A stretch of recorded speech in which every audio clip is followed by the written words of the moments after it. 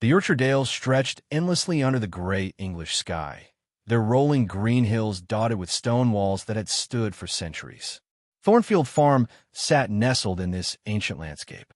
But today, it felt more like a battlefield than a peaceful countryside retreat. Samuel Whitmore gripped the wooden fence as he stared at Titan, the massive Angus bull that had become his greatest nightmare. For 3 months, since his longtime farmhand Jack Morrison had disappeared without explanation, no one had been able to approach Titan without risking serious injury. The 1,000-pound bull had attacked 2 veterinarians, charged at 3 different farmhands, and had even tried to break through reinforced steel gates.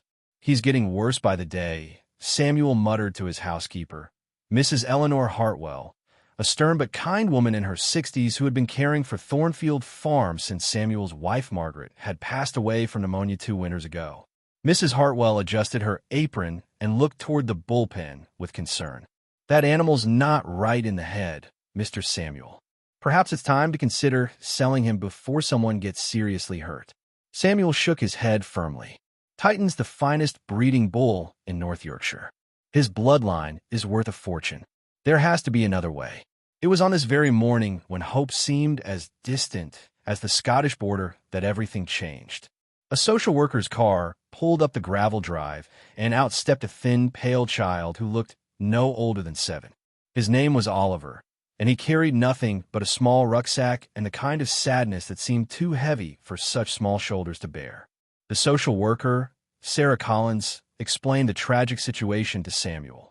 Oliver's parents had died in a car accident near Manchester, and he was the son of Samuel's late wife's distant cousin. With no other relatives willing to take him in, the boy desperately needed a home. "I don't know anything about raising children," Samuel protested, running his hand through his graying hair. "This is a working farm, not a place for a child." Mrs. Hartwell stepped forward, her maternal instincts overriding her usual reserve. "Nonsense, Mr. Samuel.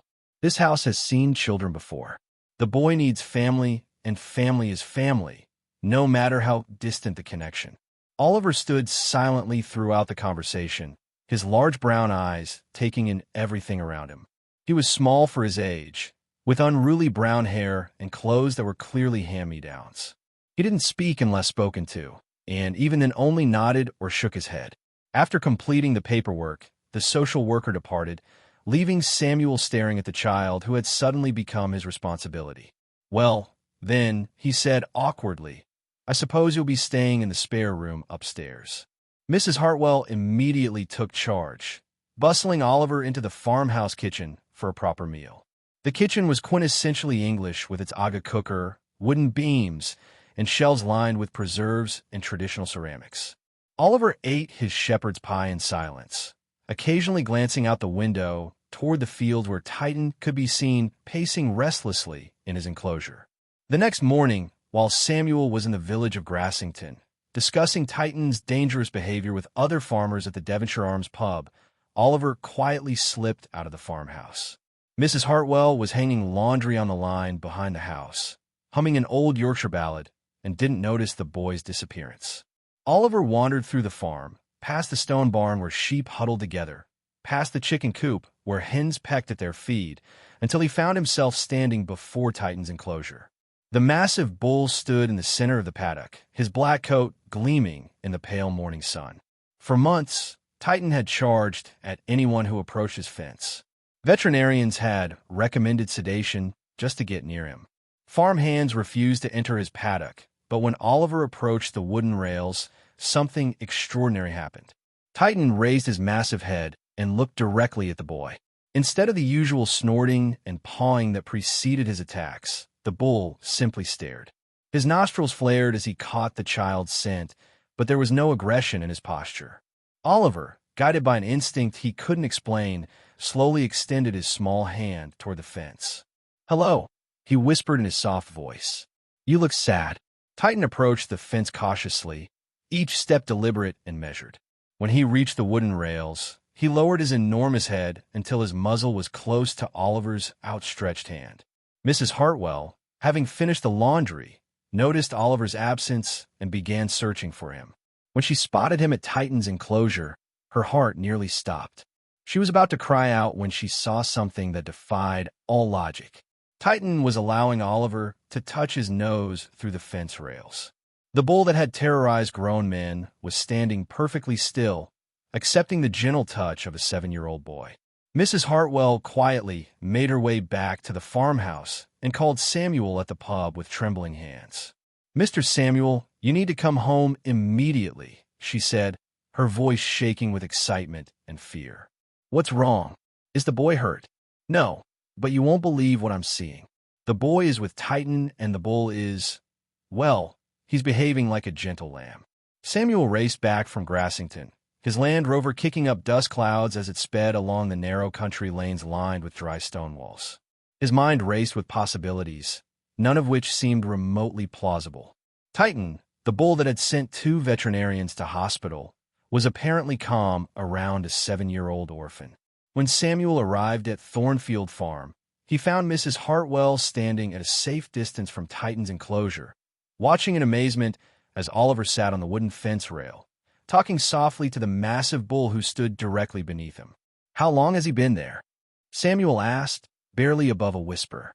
"Nearly an hour," Mrs. Hartwell replied. "I've never seen anything like it in all my years." "That bull is listening to every word the boy says." Dr. James Petton, the local veterinarian from Skipton, arrived shortly after Samuel called him. Dr. Petton was a practical Yorkshire man who had dealt with livestock for over 30 years. But what he witnessed that morning challenged everything he thought he knew about animal behavior. "This is medically impossible," Dr. Petton muttered, adjusting his glasses as he observed Titan's completely relaxed posture. "That animal has attacked everything that's moved near him for months. Last week, he nearly gored young Tom Bradley from the neighboring farm." Oliver seemed oblivious to the adults watching him. He continued speaking to Titan in hushed tones, telling the bull about his dreams, about missing his parents, and about feeling scared in this new place. "I know you miss Jack, too," Oliver said, somehow knowing about the departed farmhand. "Mrs. Hartwell told me he used to take care of you. But maybe we can be friends now." Titan responded with low rumbling sounds that almost seemed like conversation. The bull's ears were forward, attentive, and his massive head bobbed occasionally, as if he were nodding in understanding. "Oliver," Samuel called gently, not wanting to startle either the boy or the bull. "Come away from there, lad." Slowly, Oliver turned and smiled at Samuel, the first genuine smile anyone had seen from him since his arrival. "He's not mean, Mr. Samuel. He's just lonely like me." With careful movements, Oliver climbed down from the fence.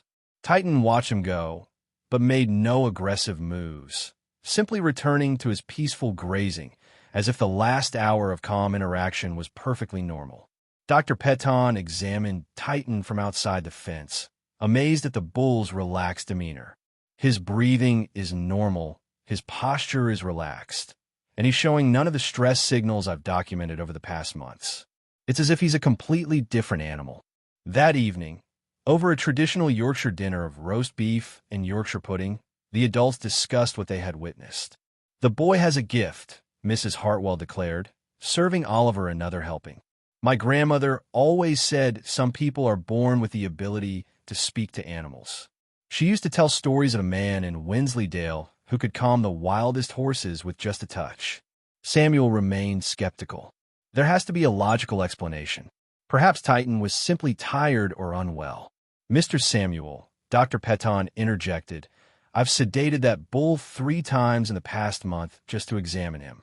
Today, he allowed me to observe him for an hour without showing a single sign of aggression. Whatever's happening here, it's real." Oliver listened quietly while eating. When Samuel asked him directly how he had known to approach Titan, the boy simply shrugged. "He looks sad," Oliver said. "Same as me when I first came here. Sad animals just need someone to listen to them." Over the following days, a routine developed. Each morning, Oliver would visit Titan after breakfast, bringing fresh water and speaking softly to the bull. Titan would approach the fence eagerly, seeming to anticipate these visits. Word of the boy and the bull spread throughout the Yorkshire Dales. Farmers from as far away as Harrogate came to witness the impossible sight. The story was discussed in pubs from Grassington to Kettlewell, becoming local legend. But not everyone was pleased. Some older farmers viewed Oliver's ability with suspicion. "It's not natural," grumbled Harold Thwaite, a cantankerous farmer from Hebden. "Bulls are meant to be controlled with strength, not whatever witchcraft this is." Samuel found himself defending both Oliver and Titan more frequently. The boy had brought unexpected peace to the farm, and even the other livestock seemed calmer in his presence. The sheep followed him around their pasture. The farm cats rubbed against his legs, and even the usually skittish chickens allowed him to collect eggs without fuss. One afternoon, while Oliver was teaching Titan to respond to simple voice commands, Mrs. Hartwell made a discovery that would change everything. While organizing Margaret Whitmore's old photograph albums, she found pictures dating back several years. In one photograph taken during a summer fair in Grassington, she spotted a young couple with a small child who looked remarkably like Oliver. "Mr. Samuel," Mrs. Hartwell called excitedly. "You need to see this." When Samuel examined the photograph, his breath caught. The couple was indeed Oliver's parents, and they had visited Thornfield Farm years ago during one of Margaret's charity events for families from Manchester. In the background, clearly visible, was a much younger Titan as a calf. They came to the summer fair, Samuel remembered suddenly. Margaret always invited families who couldn't afford countryside holidays. Oliver must have been here as a very young child. The revelation explained everything. Oliver's immediate comfort with the farm, his instinctive knowledge of where things were located, and most importantly, his connection with Titan, who would have been just a young calf during that visit. When shown the photograph, Oliver's eyes lit up with recognition. "I remember now. Titan was little then, and I gave him apples." They weren't strangers meeting for the first time. They were old friends reconnecting after years apart. The discovery of Oliver and Titan's shared past transformed Samuel's understanding of everything that had happened. The boy's immediate bond with the farm, his natural ease around the animals, and especially his miraculous connection with Titan suddenly made perfect sense. "You belonged here all along," Samuel said softly, looking at the old photograph of Oliver as a toddler feeding apples to baby Titan. "You were already family before you even came to stay." For the first time since his parents' death, Oliver felt truly at home. The memories of his earlier visit to Thornfield Farm came flooding back. The warmth of Margaret's kitchen, the smell of hay in the barns, and the joy of playing with a gentle calf named Titan. Dr. Peton began documenting Oliver's interactions with all the farm animals, not just Titan. His findings were extraordinary. Oliver could predict when livestock were becoming ill, calm aggressive animals, and even help traumatized creatures recover from abuse or neglect. News of the boy's abilities spread beyond Yorkshire. A journalist from a Yorkshire Post arrived, followed by reporters from BBC Leeds. The story of an orphan boy who could communicate with the dangerous bull captured hearts across England. "I never asked for this attention," Samuel confided to Mrs. Hartwell as they watched another news van pull up their drive. "The boy needs stability, not circus performances." But with fame came opportunity. Farmers began bringing troubled animals to Thornfield Farm, seeking Oliver's help. A horse that hadn't allowed anyone to ride it after a traumatic accident became gentle under Oliver's care. A sheepdog that had stopped working after its previous owner's death regained its confidence through Oliver's patient encouragement. "The boy has a gift that could help animals throughout England," Dr. Peton observed. "But we must be careful not to exploit him." Samuel established strict rules. Oliver would only work with animals for a few hours each day, always with adult supervision, and never with any creature that posed genuine danger. His education remained the priority, with special arrangements made at Grassington Primary School to accommodate his unique situation. The income from Oliver's consultations helped secure Thornfield Farm's financial future. Samuel invested in better facilities, improved veterinary care, and even set up a fund for Oliver's future education. One evening, as they sat by the fireplace in the farmhouse parlor, Samuel made an important decision. "Ollie," he said, looking at the boy who had been reading a book about animal behavior, "I want to ask you something important." Oliver looked up expectantly. "Would you like me to legally adopt you? To make you a proper Whitmore and ensure this is always your home?" Oliver's face broke into the biggest smile Samuel had ever seen. Really? You'd want me as your real son? You've been my real son since the day you arrived, Samuel replied, his voice thick with emotion. I just want to make it official. Mrs. Hartwell, who had been listening from the kitchen, wiped away happy tears. The lonely farmhouse had become a true home again. The adoption proceedings were completed within months, with the entire village of Grassington celebrating. Oliver Whitmore was now officially part of the family that owned Thornfield Farm, and Titan had played Cupid in bringing them together. But their greatest test was yet to come. Dr. Marcus Whitfield, a renowned animal psychologist from Oxford University, arrived with concerns about Oliver's welfare. There are questions about whether it's ethical to use a child's abilities commercially, Dr. Whitfield announced coldly. I'm here to evaluate whether this arrangement is in the boy's best interests. Samuel's heart sank. He had feared this day would come. Dr. Whitfield spent 3 days observing Oliver's interactions with Titan and other animals. He interviewed everyone at the farm and even spoke with Oliver's teachers. The boy appears healthy and well-adjusted, Dr. Whitfield admitted reluctantly. But I'm concerned about the pressure being placed on him to perform for paying customers. Oliver is never forced to work with any animal, Samuel protested. He chooses which cases to take on, and we only accept animals that genuinely need help. Dr. Whitfield remained skeptical. I'm recommending that Oliver be placed in a more conventional environment where he can receive proper psychological evaluation without his supposed gift being exploited. The word supposed hung in the air like a challenge. Oliver, who had been quietly listening, suddenly spoke up. You don't believe animals have feelings, do you? Dr. Whitfield looked down at the boy with professional condescension. Animals have instincts and learned behaviors, child. They don't have complex emotions like humans. Titan does, Oliver said simply. Would you like me to show you? What followed would be discussed in academic circles for years.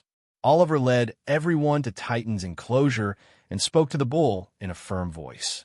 Titan, this man doesn't believe you understand anything. He thinks you're just a stupid animal. Show him how you feel about that. Titan's demeanor changed instantly. The gentle bull suddenly reverted to his old aggressive behavior, but only toward Dr. Whitfield.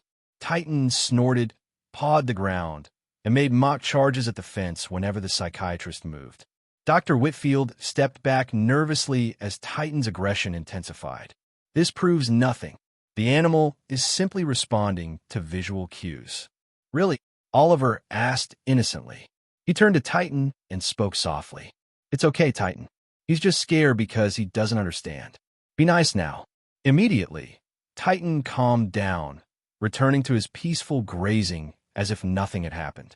Dr. Whitfield remained unconvinced despite what he had witnessed. I still maintained that removing the child from this environment would be in his best interest. This obsession with animals isn't healthy for a developing mind. Oliver made a decision that surprised everyone. He asked Samuel to arrange a meeting at the farm the next morning with representatives from social services, the RSPCA, and the local education authority. I want to speak for myself, Oliver announced with a maturity that seemed far beyond his 8 years. The meeting was held in the farm's main barn, transformed into an impromptu courtroom where Oliver's future would be decided. Nearly 30 people attended, including journalists, officials, and neighboring farmers who had come to support the boy. Oliver stood before this intimidating gathering, small but determined, with Titan visible through the barn's open doors. My name is Oliver Whitmore, he began, his young voice carrying clearly. When my parents died, I thought I would never be happy again. I felt alone and scared, and I didn't think anyone would ever love me. He paused, looking directly at Dr. Whitfield. Then I came here and I found Titan. He was alone and scared too, just like me. We helped each other feel better. Oliver's voice grew stronger. Dr. Whitfield thinks I'm being hurt by living here, but he's wrong. This is the first place I felt safe since my parents died. Mr. Samuel loves me. Mrs. Hartwell takes care of me. And Titan is my best friend. He gestured toward the bull, who had moved closer to the barn, as if sensing the importance of the moment. I know some people think what I do with animals is strange, but it makes me happy to help them. When a scared horse learns to trust again, or when a sick cow gets better, I feel like I'm doing something important. Dr. Whitfield interrupted. But child, don't you want normal friendships with other children? Don't you want to play games instead of spending all your time with farm animals? Oliver smiled gently. I do have friends at school, and I do play games, but Titan and the other animals are my friends too. Why can't I have both? Mrs. Pennington, the head mistress from Grassington Primary School, stood up. If I may speak on Oliver's behalf, his academic performance is exemplary, his social development is normal, and his psychological evaluations show a remarkably well-adjusted child. The only unusual thing about Oliver is his extraordinary gift with animals. Dr. Peton added his professional opinion. In 30 years of veterinary practice, I've never seen anything like Oliver's ability to communicate with and heal traumatized animals. He's helping creatures that conventional methods have failed to reach. Farmer after farmer stood to testify about animals Oliver had helped. Horses that couldn't be ridden, cows that wouldn't produce milk, dogs that had become aggressive after trauma. In every case, Oliver's patient, gentle approach had succeeded where traditional methods had failed. But the most powerful testimony came from Titan himself. As if understanding that Oliver's future hung in the balance, the massive bull approached the barn entrance and let out a long, low call that seemed to echo with emotion. Oliver walked to the barn door and placed his hand on Titan's nose through the wooden slats. He's saying he needs me. Oliver translated softly. And I need him too. The room fell silent as everyone witnessed the profound bond between the boy and the bull that had once been considered too dangerous to approach. Dr. Whitfield, visibly moved despite his professional skepticism, finally spoke. I must admit that what I have observed here challenges many of my preconceptions about animal psychology and human-animal relationships. He paused, looking around the room at the faces of people who clearly loved and supported Oliver. Perhaps there are forms of healing and communication that science doesn't yet fully understand. The official decision came a week later. Oliver would remain at Thornfield Farm with his adoptive father, Samuel, continuing his education while helping animals under proper supervision and protection. Dr. Whitfield himself requested to return periodically to study Oliver's methods, hoping to learn new approaches to animal therapy. As autumn turned to winter in the Yorkshire Dales, Oliver settled into a routine that balanced normal childhood activities with his extraordinary gift. He attended school, played with friends from the village, helped with farm chores, and continued his remarkable work with troubled animals. Titan remained his closest companion and partner. The bull that had once terrorized everyone who approached him had become a gentle giant, helping Oliver demonstrate to other animals that humans could be trusted. On quiet evenings, Oliver and Samuel would sit by the fireplace while Mrs. Hartwell knitted in her chair, and they would talk about the future. Oliver dreamed of becoming a veterinarian, maybe even opening a special clinic for animals that other doctors couldn't help. You know, son, Samuel said one evening, watching Oliver sketch pictures of Titan in his notebook. When you first arrived here, I thought taking you in would be the biggest challenge of my life. Oliver looked up from his drawing. And now, Samuel smiled, his weathered face creasing with affection. Now, I know it was the greatest blessing. You didn't just heal Titan, you healed all of us. Outside, snow began to fall gently on the Yorkshire countryside, covering Thornfield Farm in a blanket of peace. In his warm stall, Titan dozed contentedly, secure in the knowledge that his best friend was safe and happy just a few yards away in the farmhouse. The lonely bull and the needy boy had found exactly what they had been searching for, a family where they belonged, a place where their bond was understood and cherished, and a future filled with the promise of helping other lost souls find their way home. Oliver's story became legend throughout England, not just as the boy who could speak to animals, but as proof that sometimes the most unlikely friendships can heal the deepest wounds and create the strongest families. Years later, visitors to Thornfield Farm would still find Oliver and Titan together, their friendship as strong as ever, showing the world that love truly knows no boundaries. Do you believe some people are born with a special gift to connect with animals, or is it simply a matter of having a pure, understanding heart? Let us know your thoughts in the comments. If Oliver's story touched you, Please like this video and subscribe. Your support helps us continue sharing these incredible, true stories.